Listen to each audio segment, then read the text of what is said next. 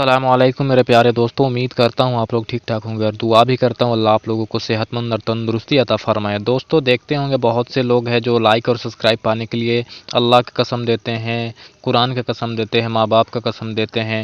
लेकिन दोस्तों मैं ना ही तो किसी चीज़ की कसम दे रहा हूँ ना किसी चीज़ का कोई वास्ता दे रहा हूँ। दोस्तों बस एक इंसान और इंसानियत के नाते मैं आपसे ये कह रहा हूँ कि दोस्तों बड़ी मेहनत से वीडियो बनाता हूँ आप लोगों के लिए, तो बस आप सब्सक्राइब करते जाइएगा। मैं किसी चीज़ की कसम नहीं दे रहा हूँ।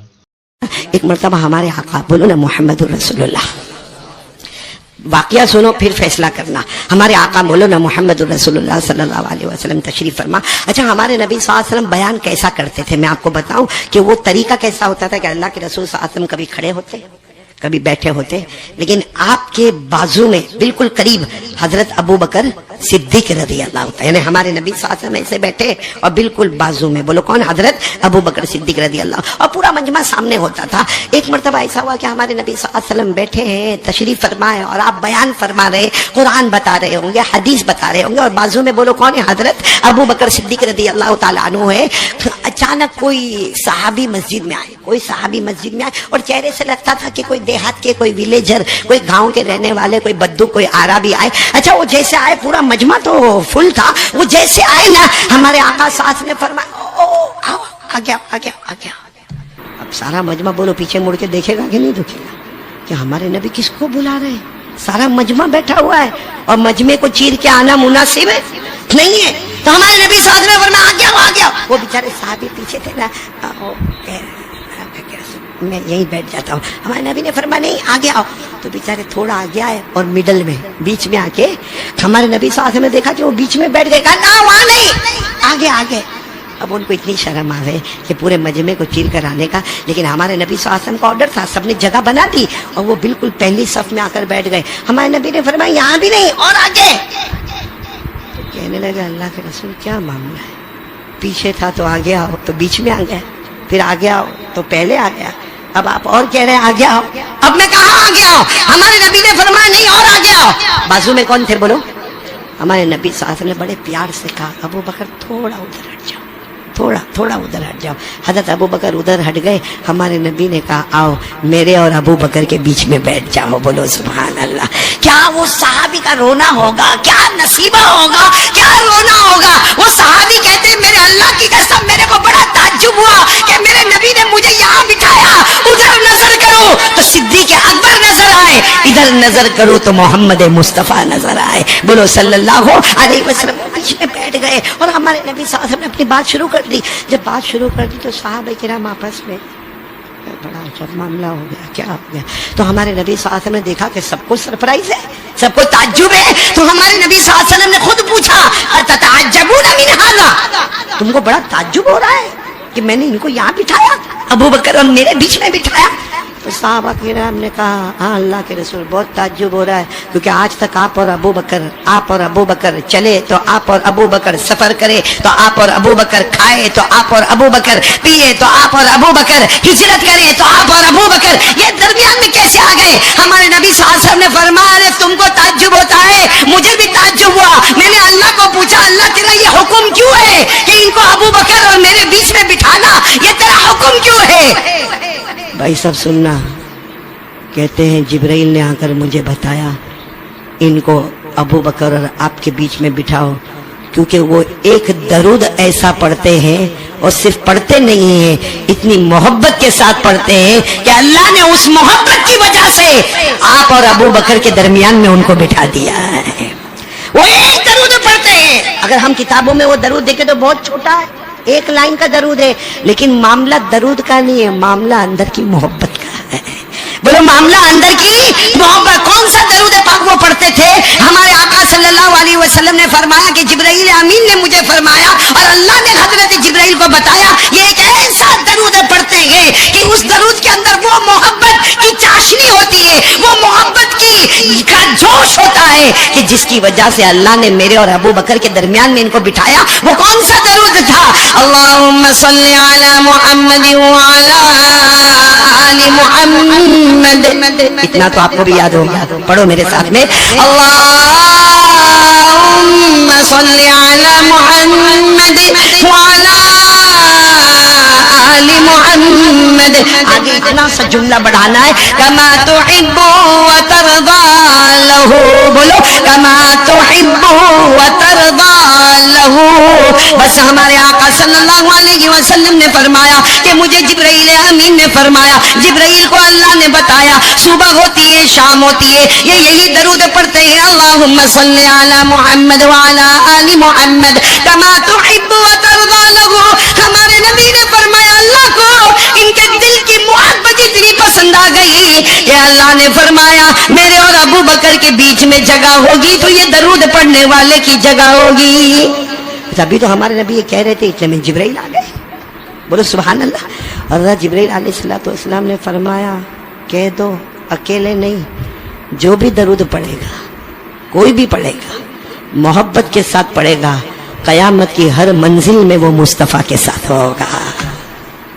کوئی بھی درود پڑھے محبت کے ساتھ پڑھے قیامت کی ہر منزل میں, قیامت کی سب سے پہلی منزل جب ہم قبر سے اٹھیں گے تو مصطفیٰ کے ساتھ بولو انشاءاللہ. پھر حشر کے میدان میں محمد کے ساتھ بولو سبحان اللہ. پھر نشر کے میدان میں مصطفیٰ کے ساتھ, پھر عالم آخرت میں مصطفیٰ کے ساتھ. اللہ کے ہاتھ میں ترازو ہو تو ہم مصطفیٰ کے ساتھ, نام اعمال تقسیم ہوتے ہو تو ہم مصطفیٰ کے ساتھ, پل صراط پر چل رہے ہو تو مصطفیٰ کے ساتھ, حساب کتاب کا معاملہ ہو تو مصطفیٰ کے ساتھ, بلکہ جنت میں جائے تو بھی مصطفیٰ کے ساتھ.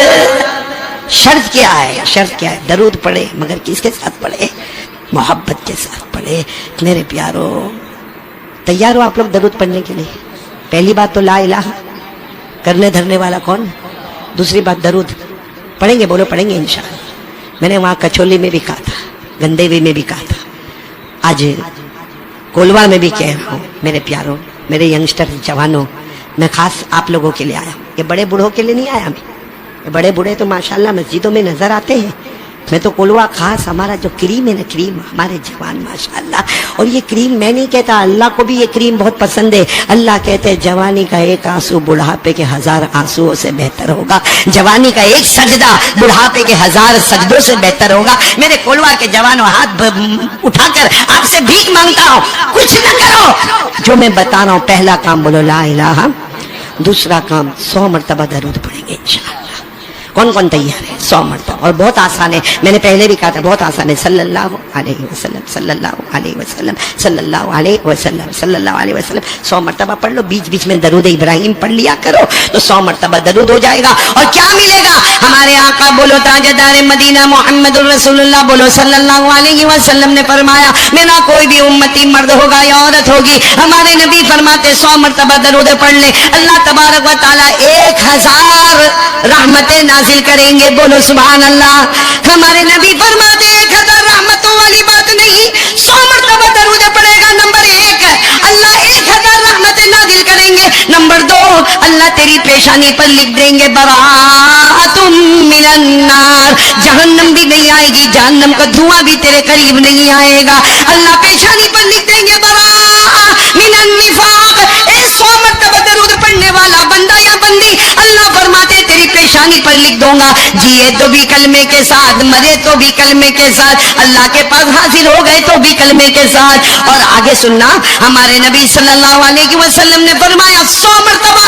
کون کون تیار ہے؟ ہاتھ اوپر کرے, کیونکہ بہت بڑی بات بتانے جا رہا ہوں. ہمارے نبی صلی اللہ علیہ وسلم نے فرمایا روزانہ 100 مرتبہ درود پڑھ لے, کیا ملے گا؟ ہمارے نبی فرماتے قیامت میں سفارش کروں گا, اور جب میں سفارش کروں گا تو حوض کوثر پہ آ جائے گا. جب حوض کوثر پہ آئے گا تو میرے ہاتھوں سے جام کوثر پیے گا, اور جس کے منہ میں کوثر کا ایک قطرہ پہنچ گیا وہ بغیر حساب و کتاب کے جنت میں داخل ہو جائے گا. سوال ہوتا ہے کہ 100 مرتبہ درود پڑھنے والا بغیر حساب کتاب جنت میں داخل ہوگا, مگر جنت میں کس کے ساتھ ہوگا؟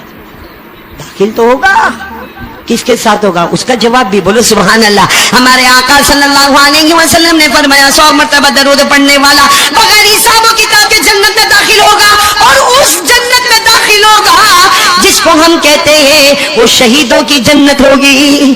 وہاں ملاقات حضرت حسین سے بھی ہوگی, میدان کربلا میں شہید ہونے والے حضرت حسین سے ملاقات ہوگی، ارے حضرت عمار سے ملاقات ہوگی، بولو سبحان اللہ، حضرت خبیب سے ملاقات ہوگی، بولو سبحان اللہ، بلکہ سارے شہیدوں کے سردار ہمارے نبی کے چچا حضرت حمزہ سید الشہداء کا دیدار بھی ہوگا، تو اس کو ہوگا جو دنیا میں 100 مرتبہ درود پڑھتا ہوگا۔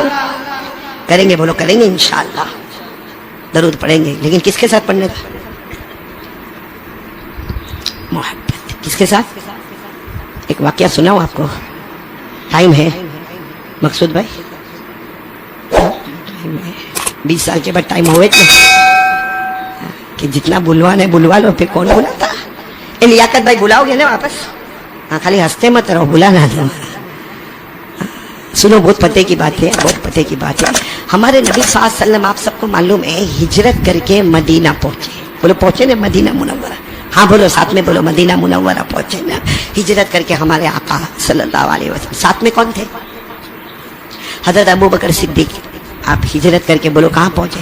اچھا، مدینے والے کو معلوم تھا محمد آ رہے ہیں، بولو سبحان اللہ، یہ بھی معلوم تھا کہ صدیق اکبر بھی آ رہے ہیں، تو مدینے والے اتنا تیاری، اتنی تیاری، ارے آپ نے دیکھا ہوگا کہ مولانا تقریر کرنے کے لیے آتا تو کتنی تیاریاں ہوتی ہے، تو یہ تو سرکار دو عالم صلی اللہ علیہ وسلم مدینہ منورہ تشریف لا رہے تھے، ارے زوردار تیاری، سارے پہاڑ کے اوپر چھوٹی چھوٹی بچیاں کھڑی ہوئی ہے، بھائی پہاڑ کے اوپر 6 سال 7 سال کی بچیاں کھڑی ہوئی ہے، اور سارے مرد ایک طرف کھڑے ہوئے ہیں، اور جیسے ہمارے نبی کی انٹری ہوئی، بولو سبحان اللہ، آج بھی مدینہ منورہ میں وہ گیٹ بنا ہوا ہے جس سے پتا چلتا ہے کہ یہاں سے ہمارے آقا صلی اللہ علیہ وسلم آئے، جیسے آئے وہ بچیوں نے نعت پاک پڑھنا شروع کر دیا، طلع البدر علینا من ثنیات الوداع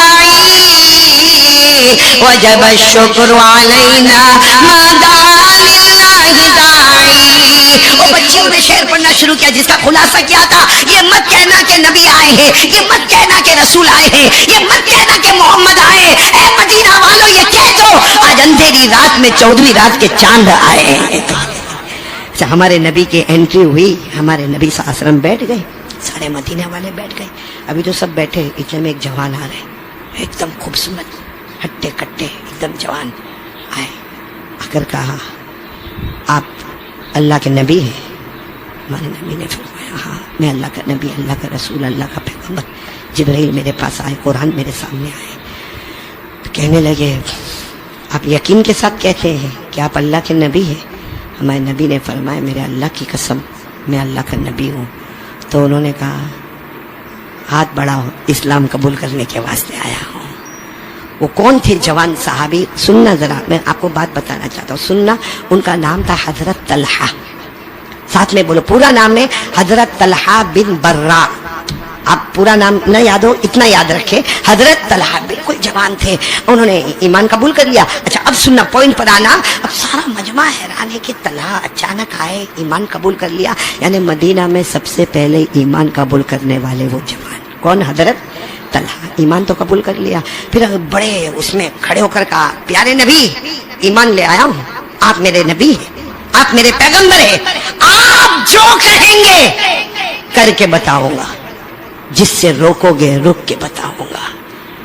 ہمارے نبی نے دیکھا ہے سب کے بیچ میں اتنا جوش، جو کہیں گے کر کے بتاؤں گا، جس سے روکو گے رک کے بتاؤں گا۔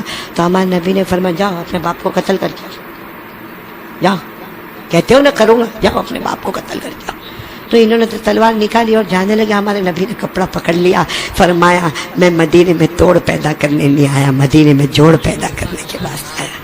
برائے وصل کردن آمدم نہ برائے فصل، جس کو شیخ سعدی نے فرمایا میں مدینے میں جوڑ پیدا کرنے آیا۔ یہ کہہ کر ہمارے نبی کی آنکھوں میں آنسو آئے۔ ہمارے نبی نے فرمایا واقعات تو بہت سچا ہے۔ تو اس وقت حضرت اللہ نے کیا فرمایا، میرے پیارے نبی میں اتنا سچا ہوں، اللہ کی قسم کھا کر کہتا ہوں جو کہو گے کر کے بتاؤں گا، جس سے روکو گے، یہ بہت امپورٹنٹ جملہ ہے، جو کہو گے کر کے بتاؤں گا، جس سے روکو گے روک کے بتاؤں گا۔ خیر پھر تو ہمارے نبی صلی اللہ علیہ وسلم کے ساتھ مدینے میں بہت جگہ پر حضرت طلحہ ہمارے نبی، بولو حضرت طلحہ ہمارے نبی، کہیں دعوت میں جا رہے تو ساتھ میں حضرت طلحہ ہے، 5 نمازوں میں بولو کون؟ حضرت طلحہ ہے۔ پھر ہمارے نبی کا باز ہو تو بولو حضرت طلحہ ہے، ہمارے نبی کی دعوت ہو تو بولو حضرت طلحہ، بہت جگہ پر حضرت طلحہ۔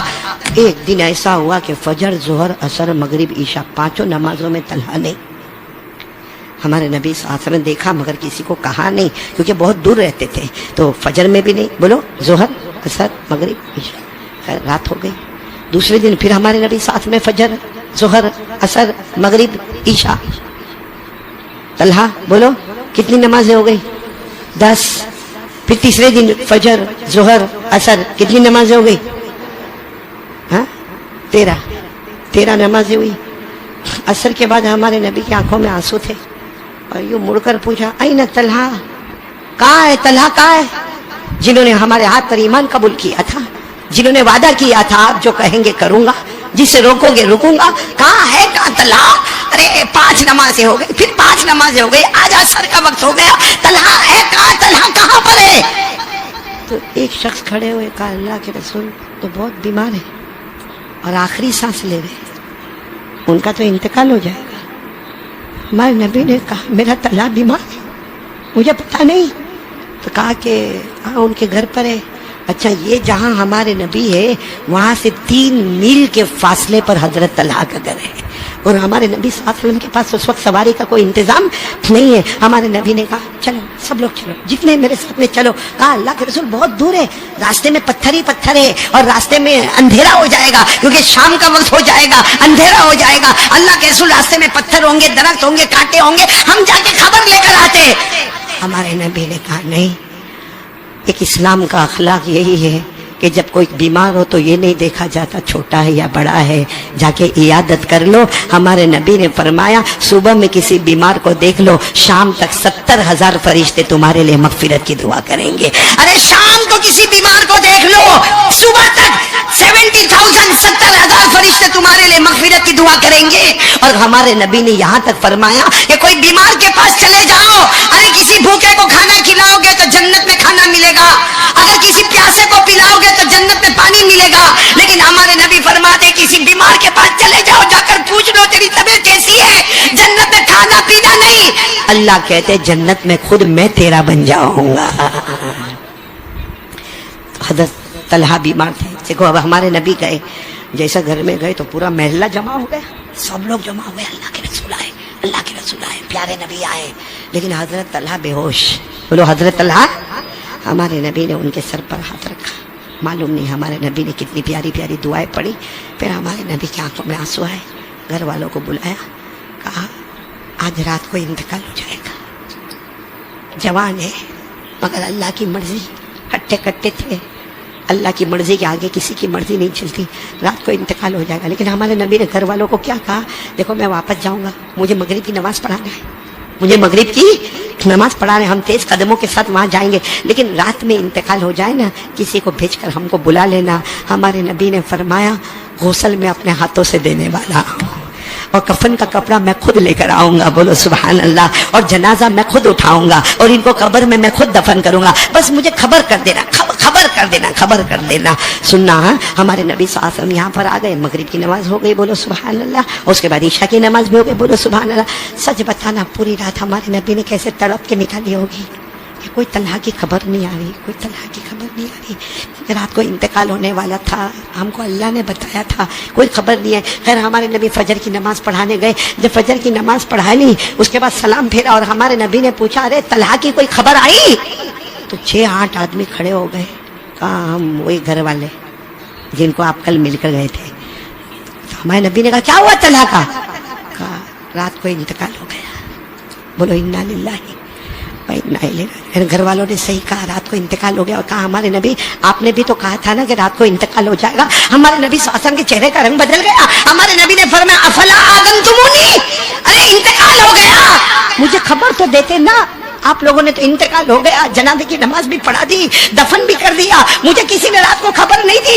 ارے مجھے کم سے کم خبر دیتے نا, میں غسل دینے والا تھا, اپنے مبارک ہاتھوں سے کفن پہنانے والا تھا, اپنے مبارک ہاتھوں سے جنازہ اٹھانے والا تھا, اپنے مبارک ہاتھوں سے دفن کرنے والا تھا. افلا آذنتمونی, کیا ہو گیا, تم نے مجھے کیوں خبر نہیں دی؟ سب آئے رو کر کہنے لگے اللہ کے رسول آپ ہم کو کچھ مت کہو, معاملہ ایسا ہے کہ ہم آپ کو خبر دینے والے تھے, لیکن آپ جب گئے نا, بولو آپ جب گئے نا اس کے بعد طلحہ کو ہوش آیا تھا، بولو سبحان اللہ. اور جب ہوش آیا تھا تو انہوں نے پہلا سوال پوچھا تھا این رسول اللہ. یہ سوال نہیں پوچھا کہ میں بے ہوش تھا مجھے کھلا دو، میں بے ہوش تھا مجھے پلا دو، مجھے دوا دے دو، میری سانس اکھڑ رہی ہے. یہ کہا این رسول اللہ. کہا وہ تو آپ جب گئے نا اس کے بعد وہ ہوش میں آئے تھے، انہوں نے پوچھا تھا کہ اللہ کے رسول کہاں ہے، تو ہم نے بتایا تھا ابھی آئے ہیں اور رات کو آنے والے ہیں. ابھی آئے ہیں اور رات کو آپ کا انتقال ہو جائے گا، آپ کی وفات ہوگی، وہ آنے والے اپنے ہاتھوں سے تم کو غسل دینے والے ہیں، اپنے مبارک ہاتھوں سے تمہارا جنازہ اور کفن تیار کرنے والے ہیں. تو طلحہ نے کہا گھر والوں کو کہا میری وصیت ہے محمد کو نہیں بلانا، بولو میرے نبی محمد رسول اللہ. تو سب نے کہا ارے وہ آپ کو غسل دیں گے، وہ کفن دیں گے، ارے وہ آپ کو دفن کریں گے. کہا نہیں نہیں، 3 میل کا فاصلہ ہے، 3 میل کا فاصلہ ہے. میرے نبی آئے، اگر پاؤں میں پتھر لگ گیا تو، میرے نبی کو راستے میں کانٹا چبھ گیا تو، میرے نبی کو آنے میں کوئی تکلیف ہوئی تو، میرے نبی کو راستے میں کسی نے ستایا تو. پھر حضرت طلحہ نے کہا میں وہ طلحہ ہوں جو نبی کی محبت لے کے جا رہا ہوں، میں کسی اور کے ہاتھ سے جنازے کی نماز پڑھوا لے، ارے کوئی میرے کو غسل دے دے، کوئی میرا جنازہ اٹھا لے، کوئی مجھے دفن کر دے، یہ مجھے گوارا ہے، مگر میرے نبی کے پاؤں میں کانٹا بھی چوبے یہ مجھے گوارا. سب گھر والوں نے کہا ہم کیا کرتے، وصیت تھی اس لیے آپ کو رات کو بتایا نہیں. فلاں بھائی نے جنازے کی نماز پڑھا دی، فلاں نے غسل دے دیا، فلاں نے کفن دے دیا، ہم نے دفن کر دیا. ہمارے نبی زاروں قطار روئے، میرا طلحہ کتنی محبت کرتا تھا کہ تو نے اپنے جنازے کی نماز کو قربان کر دیا، تو نے اپنے غسل دینے کو قربان کر دیا، تو نے اپنے دفن ہونے کو قربان کر دیا، اور تو نے میری فکر کی کہ میرے پاؤں میں کانٹا بھی نہ چوبے، مجھے کوئی پتھر بھی نہ لگے، مجھے کوئی نہ ستائے. ہمارے نبی نے اعلان کیا چلو سب چلو طلحہ کی قبر پر چلو، بولو سبحان اللہ. ہمارے نبی اور سارے جتنے تھے نا سب 3 میل کے فاصلے پر قبرستان میں گئے. سب نے بتایا ہاذا قبر طلحہ، ہذہ روضۃ طلحہ، یہ طلحہ کی قبر ہے، یہ طلحہ کو ہم نے رات کو دفن کیا.